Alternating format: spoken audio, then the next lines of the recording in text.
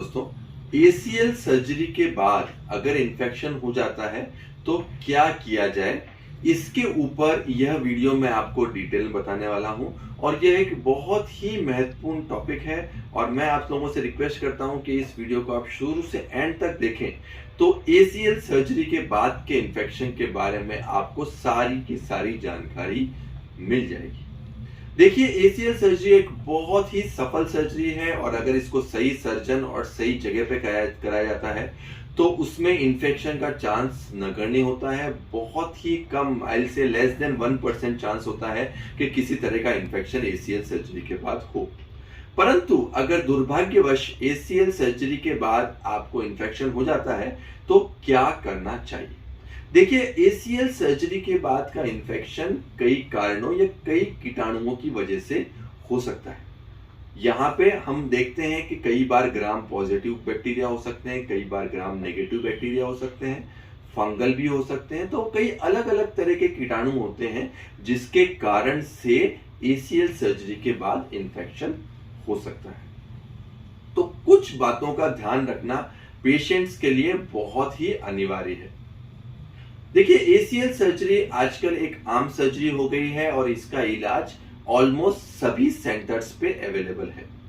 परंतु एसीएल जो इन्फेक्शन होता है वह एक डिफिकल्ट प्रॉब्लम है और इसका इलाज कराना हर सेंटर पे नहीं संभव हो पाता है, क्योंकि इसमें एक पूरी कॉम्प्रिहेंसिव अप्रोच लगती है जिसमें इन्फेक्शियस डिजीज के एक्सपर्ट, सीनियर ऑर्थोस्कोपिक सर्जन और स्पेशल सर्जिकल टेक्निक्स की रिक्वायरमेंट भी आती है। तो पहली सलाह तो मेरी पेशेंट्स के लिए यह है कि अगर आपको एसीएल इन्फेक्शन हो जाता है तो इसको हल्के में न लें। इसकी जो ट्रीटमेंट है वह बेस्ट जगह पे, बेस्ट हॉस्पिटल में, बेस्ट डॉक्टर के पास कराएं, क्योंकि नहीं तो यह प्रॉब्लम आगे चल के आपको परेशानी दे सकती है और बार बार ऑपरेशन करने की आवश्यकता भी आ सकती है।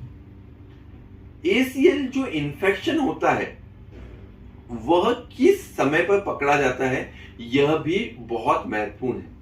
कई बार जो इन्फेक्शन होता है वो पूरे घुटने के अंदर फैल जाता है और कई बार सिर्फ जहां से हम ग्राफ लेते हैं, जहां पे हम स्क्रू डालते हैं, सिर्फ वहां पे इन्फेक्शन होता है। एक बहुत बड़ी गलती जो अधिकांश मरीज करते हैं वह यह है कि वह एंटीबायोटिक बिना कल्चर के शुरू कर देते हैं, जो एक बहुत ही बड़ी गलती है।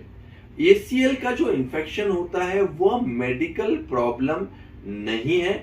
इसका मतलब यह है कि आप कितनी भी एंटीबायोटिक दे दें, एसीएल सर्जरी के बाद के इन्फेक्शन को ठीक नहीं किया जा सकता।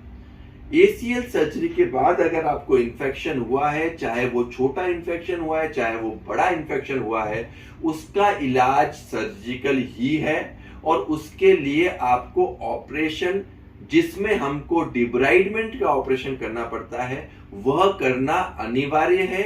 इस भुलावे में ना रहें कि एंटीबायोटिक देने से एसीएल सर्जरी के बाद का इन्फेक्शन ठीक हो जाएगा। तो और जो दूसरी सबसे बड़ी गलती पेशेंट करते हैं वो कल्चर नहीं लेने की करते हैं। तो जब भी आपको इन्फेक्शन का डाउट हो, आपको ऐसा लगता है कि हमको घुटने के अंदर इन्फेक्शन है, तो कल्चर ले सकते हैं। तो कल्चर दो तरीके से लिया जाता है। अगर आपको घाव में से मवाद आ रहा है तो मवाद से हम डायरेक्ट डिस्चार्ज का कल्चर सेंसिटिविटी ले सकते हैं, और दूसरा, अगर आपको घुटने में पानी भरा रहा है तो घुटने के अंदर हम सुई डाल के उसमें से पानी ले सकते हैं। और इस जो पानी आ जाए या जो मवाद आ जाए उसको हमको जांच के लिए भेजना होता है, जिसको कल्चर सेंसिटिविटी बोलते हैं।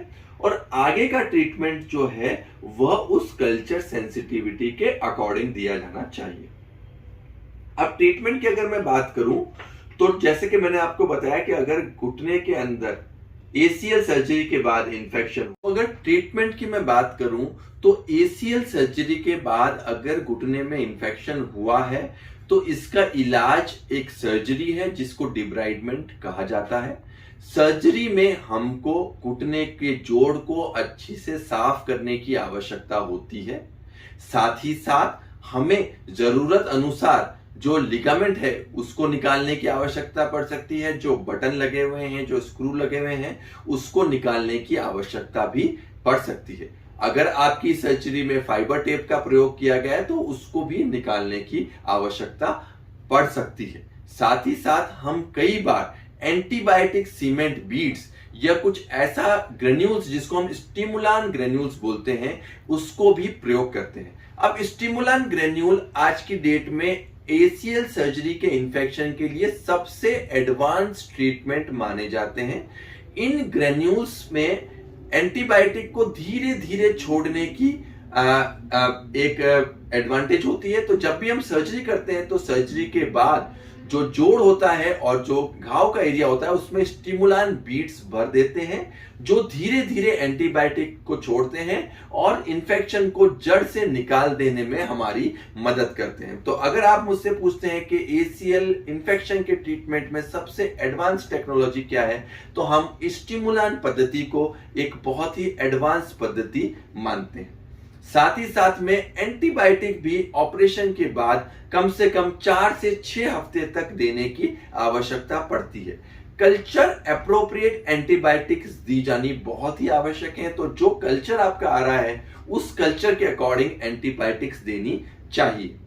जो आपका अंदर ऑर्गेनिज्म है, जो बैक्टीरिया है जिसके कारण से इंफेक्शन हुआ है, वह बहुत ही महत्वपूर्ण है। कई बार जो बैक्टीरिया होता है वो कम नुकसानदायक होता है, कई बार बैक्टीरिया ज्यादा नुकसानदायक होता है। तो आप अपने सर्जन से बात करके, इंफेक्शियस डिजीज एक्सपर्ट से बात करके आप एंटीबायोटिक लें ऑपरेशन के बाद, और यह एंटीबायोटिक लंबे टाइम तक लेने की आवश्यकता भी आपको पड़ सकती है।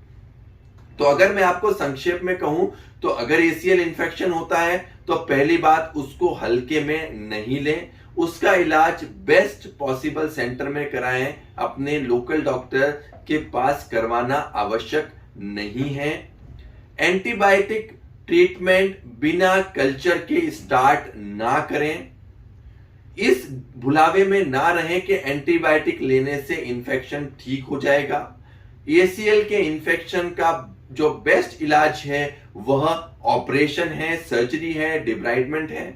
ऑपरेशन में हमको इम्प्लांट, टेंडन और फाइबर टेप निकालने की आवश्यकता पड़ सकती है। ऑपरेशन के बाद लंबे समय तक एंटीबायोटिक लेना अनिवार्य है। बहुत अधिक एक्सपेक्टेशंस ना रखें अगर आपको एसीएल इन्फेक्शन हो गया है, और अगर आपको बार बार ऑपरेशन की जरूरत नहीं पड़ी है तो इसका मतलब आप बहुत ही लकी पेशेंट हो। तो दोस्तों, अगर आपको भी एसीएल सर्जरी के बाद इन्फेक्शन हुआ है तो आशा करता हूं कि यह वीडियो आपके लिए काम का होगा।